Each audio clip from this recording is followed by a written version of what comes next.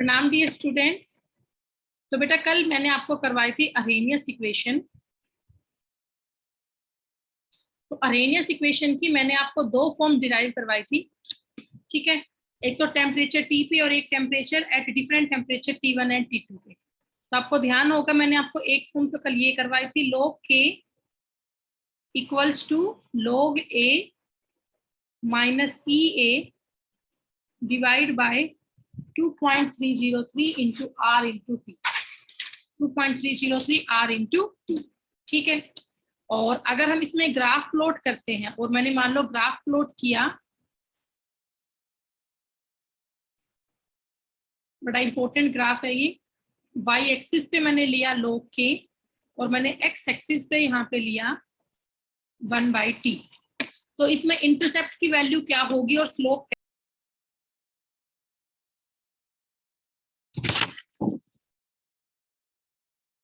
तो बेटा Arrhenius equation की फॉर्म पता है आपको, एक बार दोबारा करवा देती हूँ।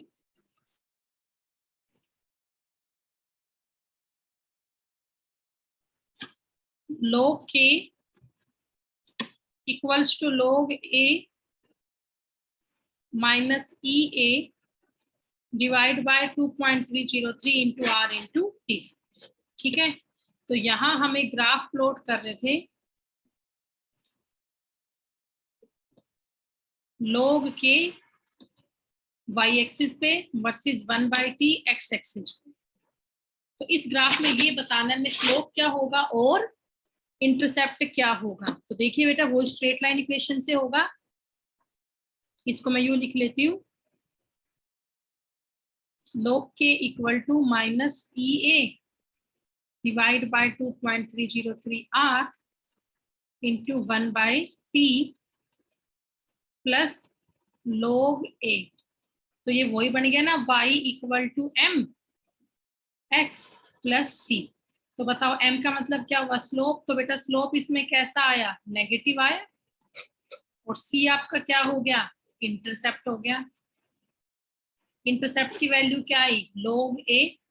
तो नेगेटिव स्लोप होगा इस तरीके से, ठीक है। तो slope equal to tan theta equal to, slope की वैल्यू क्या है बेटा आप यहाँ से देख सकते हो, minus EA divide by 2.303 R minus EA divide by 2.303 R। और यहाँ पे जो इंटरसेप्ट आया वो इंटरसेप्ट क्या होगा, इंटरसेप्ट की वैल्यू क्या आई, log a, ठीक है। तो ये बड़ा इंपॉर्टेंट है, कई बार ये ग्राफ एग्जाम के अंदर भी आता है कि इसमें इंटरसेप्ट की वैल्यू क्या होगी और स्लोप क्या होगा। तो स्लोप यहाँ पे नेगेटिव होगा, वो आपको बता ही दिया। और स्लोप की वैल्यू क्या होगी, minus EA divide by 2.303 R। और इंटरसेप्ट यहाँ पे क्या होगा बेटा, intercept equal to log a, ठीक है। तो ये आपकी अरेनियस इक्वेशन हुई। ओके, हो गया होगा बेटा आपका, नहीं हुआ हो तो नेक्स्ट में कर लेना, आगे देखिए। और सेकंड फॉर्मूला कल मैंने आपको करवाया था अरेनियस इक्वेशन का ही, log K2 upon K1 is equals to, कल मैंने ये फॉर्मूला भी आप लोगों को डिराइव करवाया था ना, is equals to EA divide by 2.303 R into 1/T1 minus 1/T2, 1/T1 minus 1/T2, ठीक है। तो अब इन दोनों इक्वेशन के बेस पे हम लोग करेंगे न्यूमेरिकल्स। तो हमारा पहला क्वेश्चन देखो, अरेनियस इक्वेशन का टॉपिक हमारा पूरा हुआ। अब हमारा फर्स्ट क्वेश्चन है, the rate of a particular reaction, the rate of a particular reaction quadruples, 4 गुना हो जाता है। The rate of a particular reaction quadruples when the temperature changes, when the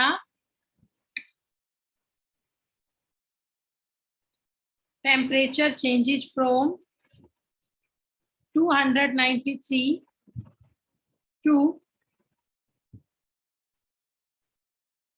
313 Kelvin. Calculate the energy of activation for the reaction. Calculate the energy of activation for the reaction.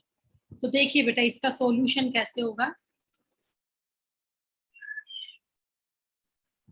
Question क्या कह रहा है? The rate of a reaction quadruples, मतलब किसी reaction का rate है वो 4 गुना हो गया. तो मान लीजिए जो हमारा रेट है, rate equal to rate constant होता है, rate equal to rate constant K1 कर दिया. मान लो ये x है, तो rate of particular reaction quadruples किस पे है? ये एट T. टेम्परेचर कितना है भाई? 293 केल्विन. एट 293 केल्विन, तो ये T1 हो गया. तो फिर ये कह रहा है जो रेट है, मतलब कि K2 वो K1 से 4 टाइम्स ज्यादा हो गया, तो K2 इक्वल टू 4x आ गया एट टाइम T2. टाइम कितना है? सो टेम्परेचर कितना है? 313 केल्विन. ये लाइन आप समझ गए होंगे कि जो रेट है वो पहले से 4 गुना हो गया है. अगर मैं टेम्परेचर को 10 डिग्री सेल्सियस बढ़ा रही हूँ, 20 बढ़ गया, सॉरी 293 से 313 केल्विन कर दिया. 20 केल्विन टेम्परेचर बढ़ने पर जो रेट है रिएक्शन का वो 4 गुना हो रहा है. Rate equal to rate constant होता है, तो मान लिया K1 हमारा x था, तो K2 कितना हो गया? 4x हो गया. T1 था 293 केल्विन और T2 हमारा हो गया 313 केल्विन. क्या निकालना है आपको? एनर्जी ऑफ एक्टिवेशन निकालना है. वैल्यू ऑफ R आप क्या पुट करेंगे? 8.314 जूल पर केल्विन पर मोल. जूल पर केल्विन पर मोल. ठीक है, तो क्वेश्चन हम करते हैं. इसमें फॉर्मूला कौन सा अप्लाई होगा बेटा? जो ये ऊपर फॉर्मूला है ना, ये वाला, log K2 by K1 equal to EA upon 2.303 R, यही फॉर्मूला यहाँ पे अप्लाई होगा. तो करिए. तो इस फॉर्मूले के हिसाब से क्या बन गया? पहले फॉर्मूला लिख लो. log K2 upon K1 equal to EA divided by 2.303 R 1 by T1 minus 1 by T2. तो ये क्या बन गया? log K2 क्या है? 4x डिवाइड बाय K1 क्या है? x equal to EA divide by 2.303 into में 8.314. ठीक है, अभी ये जूल में है, आप इसे कन्वर्ट कर लो किलो जूल में, तो इनटू में क्या हो जाएगा? सबको पता है 1 kilo joule equal to 1000 joule. 1 kilo joule किसके इक्वल है? 1000 जूल के इक्वल है. या आप ये बोल सकते हो 1000 जूल आपका इक्वल है 1 किलो जूल के, तो 8.314 जूल किसके इक्वल होगा? ठीक है, तो 8.314 डिवाइड बाय क्या हो जाएगा? 1000. यही होगा ना. 1000 joule equal to 1 kilo joule, तो 8.314 जूल कितना हो जाएगा? तो 8.314 डिवाइड बाय 1000, मतलब इंटू 10 की पावर -3 किलो जूल हो गया. ये आप कर ले. साथ में क्या लोगे? 1 मिनट बेटा, इसको मिटा देती हूँ. T1 और T2 आपको दे ही रखा है, तो बस आप इसके बेस पे आप सोल्व करें इसे.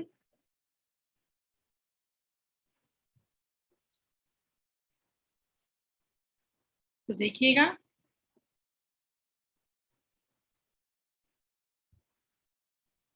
वन बाई T1 कितना था आपका? 293 और T2 कितना था? 313. तो बस अब आप इसको सोल्व कर दे तो x से कैंसिल, ये बन गया log 4. तो log 4 is equal to EA upon 2.303 into 8.314 into 10 की पावर -3. 293 इंटू 313, ये हो जाएगा 313 माइनस 293. log 4 की वैल्यू सबको पता है 0.602 equals to EA upon this.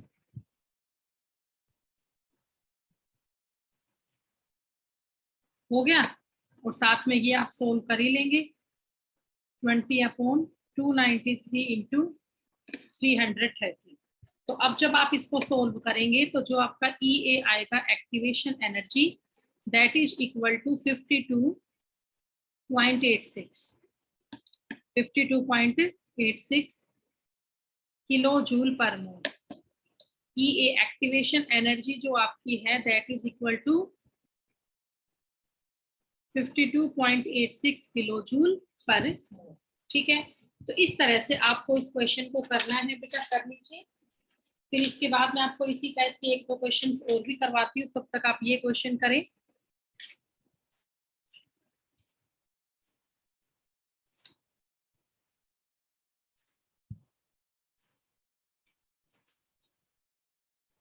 शाबाश बेटा, फटाफट से कर लो।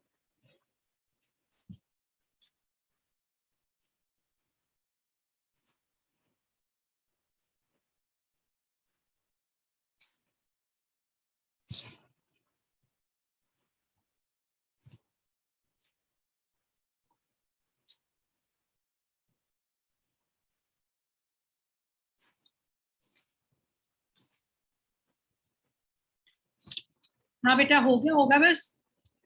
चलो अब नेक्स्ट क्वेश्चन करते हैं। इसके बाद हम एक्सपोनेंशियल फॉर्म के एक दो क्वेश्चन मैं तुम्हें करवाती हूँ, देखिएगा।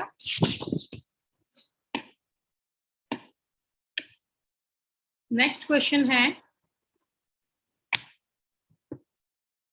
The decomposition of A hydrocarbon follows the equation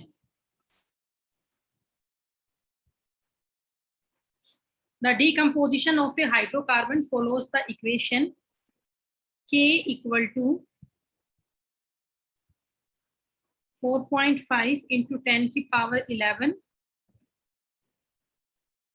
second inverse into e की power minus 28,000 into K divided by T.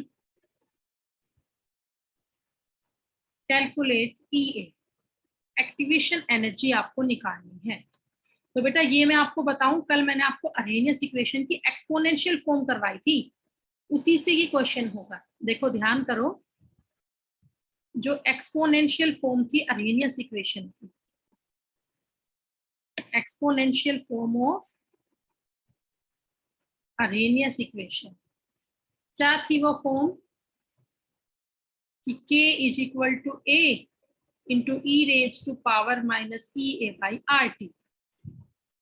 तो एक बार आप इस इक्वेशन को इससे कंपेयर करके देखो, तो यहाँ k इक्वल टू क्या है बेटा, 4.5 इंटू 10 की power minus 11 second inverse into में e की पावर में क्या है minus 28,000 k divide by T. तो यहाँ से आपको ये समझ में आ रहा होगा बेटा कि जो ये चीज है, ये आपकी a की वैल्यू है, जो ये चीज है ये ई ए बाई आर की वैल्यू। बताओ ये बात आपको समझ में आ रही है ना।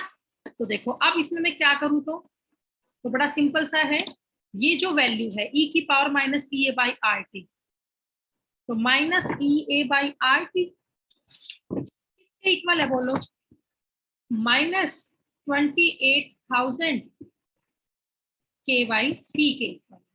तो अब बच्चों आप यहाँ पे देखो बेटा, टी से टी कैंसिल हो गया, माइनस माइनस कैंसिल, तो क्या बच गया, वैल्यू ऑफ आर यहाँ पे आप पुट करो, तो ई ए इक्वल टू क्या हो जाएगा बोलो, 28,000 केल्विन के इंटू में आर की वैल्यू 8.314 जूल पर केल्विन पर मोल, यही होगा ना। तो आप देखो केल्विन केल्विन इनवर्स ये कैंसिल, तो ई ए इक्वल टू क्या आ गया, इन दोनों की मल्टीप्लाई कर लो और फिर उसे किलो जूल में कन्वर्ट कर देना, तो 232.79 किलो जूल पर मोल हो जाएगा। ठीक है बेटा, तो ये इस क्वेश्चन का आंसर हुआ, आप लोग समझ गए होंगे, बड़ी सिंपल सी टर्म है, कुछ बहुत बड़ा इसमें था नहीं। ऐसा ही मैं तुम्हें एक क्वेश्चन और करवाती हूँ, देखिए ध्यान से, नहीं हुआ तो बेटा बाद में भेजूंगी तब कर लेना। अगला क्वेश्चन है the rate constant the rate constant for first order decomposition.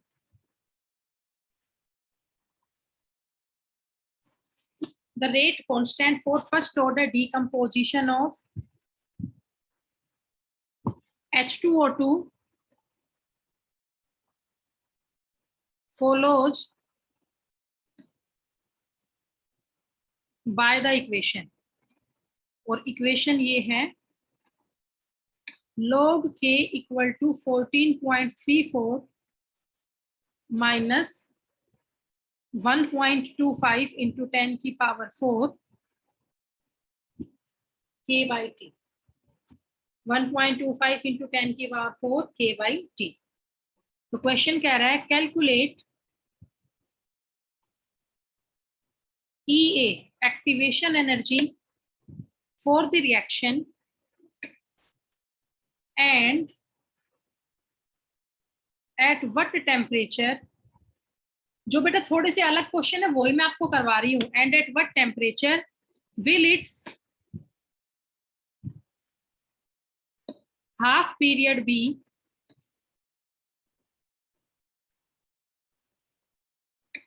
256 minutes.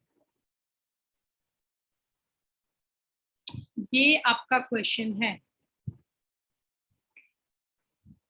ठीक है, नोट डाउन कर ले बेटा, बड़ा आसान है, अभी हो जाएगा. अरेनियस इक्वेशन से होगा, देखिएगा इसका सॉल्यूशन.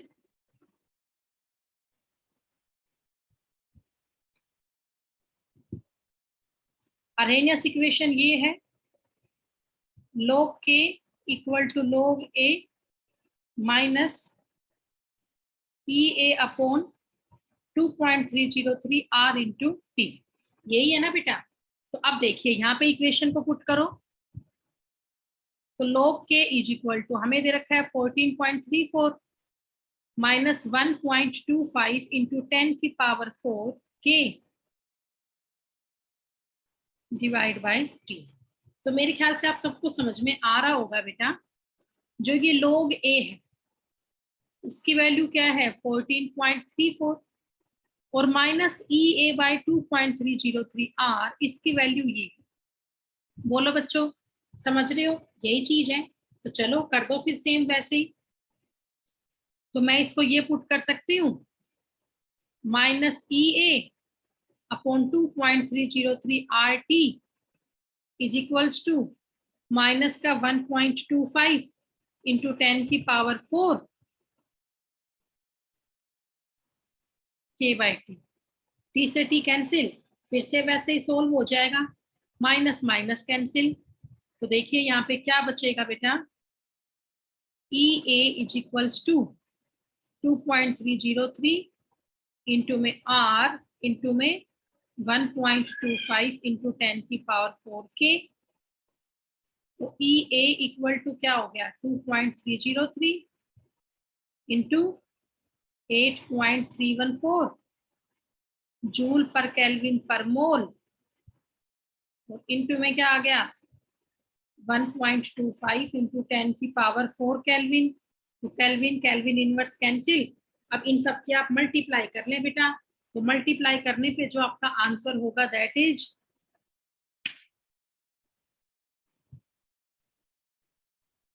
EA इक्वल टू हो जाएगा 239.34 किलो जूल पर मोल.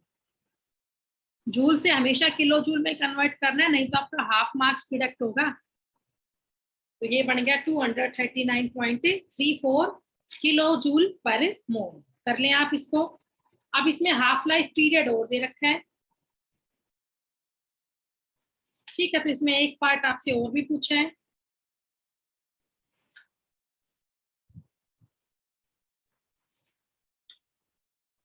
तो टी हाफ दे रखा है और उसकी हेल्प से आपको के पता करना पड़ेगा, तब होगा ये.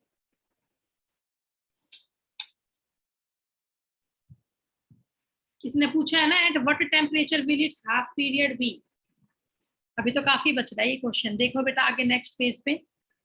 अब तुम्हें टी हाफ दे रखा है, हाफ लाइफ पीरियड तुम्हें आगे गिवन है। हाफ लाइफ कितने गिवन है बेटा? 256 मिनट्स। तो आपको पता है फर्स्ट ऑर्डर रिएक्शन में टी हाफ इक्वल टू क्या होता है? 0.693 डिवाइड बाई के in case of first order. तो यहाँ से के निकाल लो, तो के क्या हो जाएगा? 0.693 डिवाइड बाई टी हाफ, तो 0.693 डिवाइड बाई 256। 256 मिनट्स था तो मल्टीप्लाई कर लो, 60 से सेकंड में कन्वर्ट हो जाएगा। तो k इक्वल टू आ गया 4.51 1 है बेटा ये, इंटू में है 10 की power -5 second inverse. Unit first order constant की यही होती है ना, सेकंड इनवर्स। तो बच्चों अब यहाँ से k निकल गया, तो अब हम टाइम निकाल सकते हैं। देखो कैसे, ऊपर देखिएगा ध्यान से। पीछे इक्वेशन हमारी थी ही, log k equal to log a minus EA by 2.303 R into T. तो हमें यहाँ से t निकालना है। तो अब देखिए इसको सोल्व करते हैं फटाफट से। log k की वैल्यू हमारी क्या आई? 4.51 इंटू 10 की power -5 second inverse equal to log a, पीछे हमें दे रखा था बच्चों 14.34। देखो ये था ना, ये रहा 14.34, तो मैंने यही रख लिया 14.34 माइनस पीछे क्या था ध्यान करो, 1.25 इंटू 10 की पावर 4 के डिवाइड बाय टी। तो बच्चों यहाँ पे सब कुछ गिवन है, तो क्या निकाल सकते हो तुम? टी निकाल सकते हो। क्या निकाल सकते हो? टी। तो करें इसको सोल्व। तो इसको मैं साइड में सोल्व करवाती हूँ पहले। log 4.51 इंटू 10 की पावर -5, तो ये बन गया log 4.51 प्लस log 10 की पावर -5। तो log 4.51 होता है 0.6542 प्लस में माइनस का 5 इंटू log 10, तो log 10 इक्वल टू 1 हो गया। तो 0.6542 माइनस का 5, तो ये आंसर क्या आ गया बोलो? 5 इसमें से माइनस कर दो, 0.65, तो माइनस का बच गया 4.3458 आ गया। तो ये वैल्यू यहाँ पुट करो, माइनस का 4.3458 is equals to 14.34 minus 1.24 into 10 की power 4 divide by T into के। तो ये बन जाएगा माइनस का 4.3458, ये प्लस का था, यहाँ के माइनस का हो गया, इक्वल टू माइनस का ये बच गया 1.25 10 की पावर 4 के डिवाइड बाय टी। तो अब इसको आप कर लें, माइनस माइनस प्लस होगा, साइन माइनस का ही रहेगा। तो 14 में आपको 4 और जोड़ना है, तो 18 पॉइंट कुछ बन जाएगा, माइनस का 18.6858 इक्वल टू माइनस का 1.25 इंटू 10 की पावर 4, ये केल्विन है भाई, डिवाइड बाय टी। तो माइनस माइनस कैंसिल, तो टी की वैल्यू यहाँ से बच्चों निकल के आ जाएगी, क्रॉस मल्टीप्लाई कर लेना, सॉरी डिवाइड हो जाएगा। तो मैं सीधा आंसर लिख रही हूँ, टी की वैल्यू क्या आएगी? 669 यूनिट, पहले से ही है केल्विन, मतलब टेम्परेचर कितना आ गया? 669 केल्विन आ गया। तो बस आपको थोड़ा सा लॉग फॉर्म आनी चाहिए, उसके बाद इस न्यूमेरिकल में कुछ भी नहीं है, बड़ा इजी न्यूमेरिकल आप लोग कर सकते हो। ठीक है, तो कर ले आप इसे सोल्व बेटा। बस चैप्टर के एंडिंग पे ही आ गया, थोड़ा सा बच रहा है, कैटालिस्ट का टॉपिक बच रहा है। मैं कल 2 लेक्चर में चैप्टर को शायद तो रैप अप कर ही दूंगी बस। तो यहाँ तक का आप लोग आज कर ले बेटा। किसी का कोई पेज वगैरह कुछ रहता है तो मुझे बताओ, पीछे करो एक बार।